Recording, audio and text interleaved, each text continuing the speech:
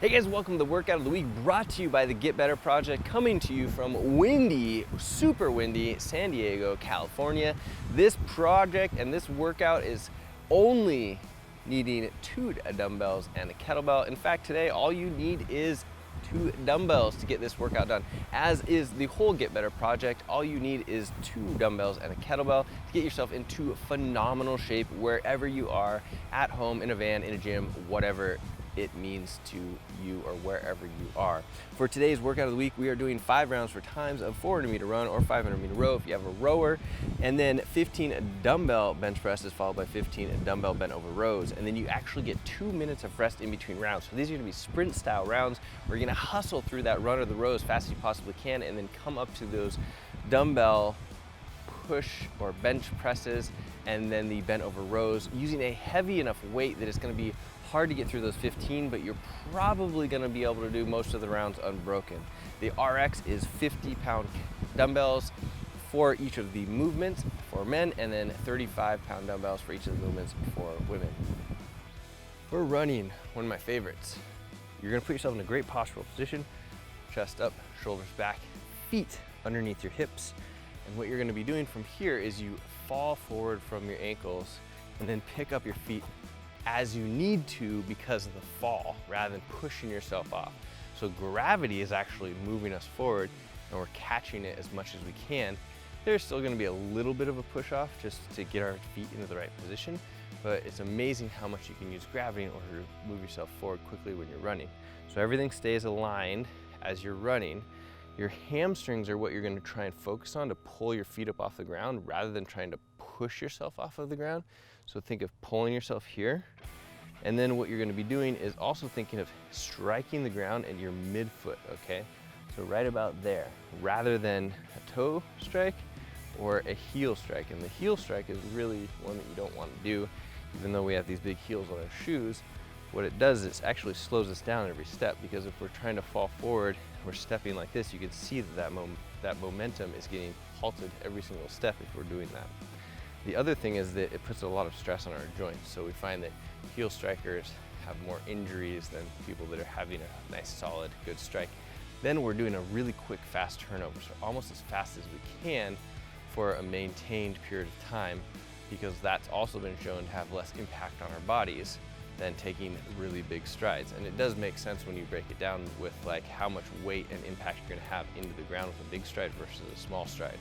Then what we're gonna be doing is looking at our upper body. So we're gonna be acting kind of like a robot where we're trying to clean a big thick piece of glass, just like this.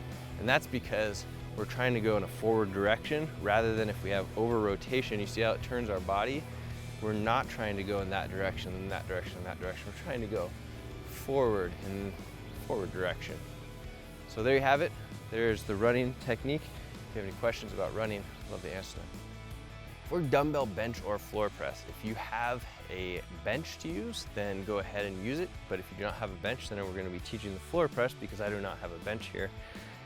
The same technique is going to apply though. So you're going to have to pick up these dumbbells like a deadlift, keeping your back nice and flat. Then you're going to walk yourself out to wherever your bench or floor is going to be, setting them down, sitting down or rolling yourself back out as you're getting yourself into the right position.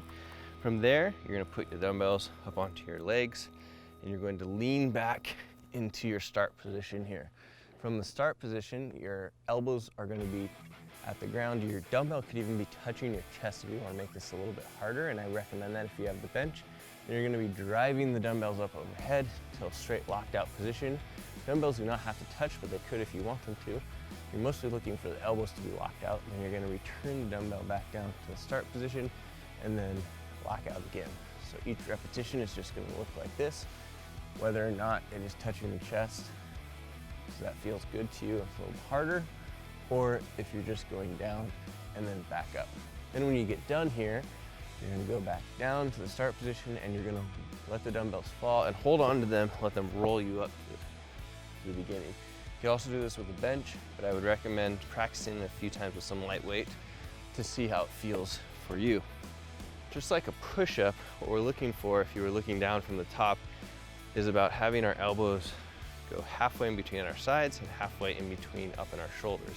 It's gonna vary just a little bit depending on what feels comfortable for you, but that position is gonna keep us safe.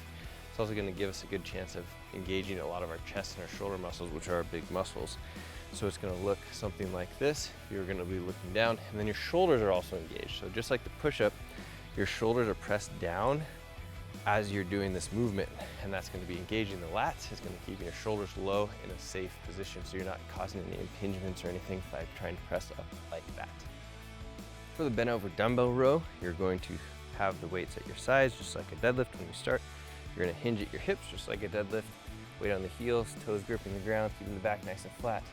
Lifting yourself up off the ground, actually just to your knees this time though. Then you're gonna pull that dumbbell towards your lower abdomen, okay? Or dumbbells towards your lower abdomen. So this is what the movement's gonna look like. I'm trying to keep my back flat, chest up the whole time. My shoulders roll forward as I go down, and then I pull them back when I pull the dumbbells towards my abdomen. The whole time my weight's gonna be on my heels, my toes are gonna be gripping the ground, and I'm trying to pretty much pull my shoulders down and back as I pull that dumbbell rather than up and back. So down and back, and engage the lower lats a little bit more, and it's going to, you should really feel this in this portion of your back muscle, ideally, but it's okay if you don't right away.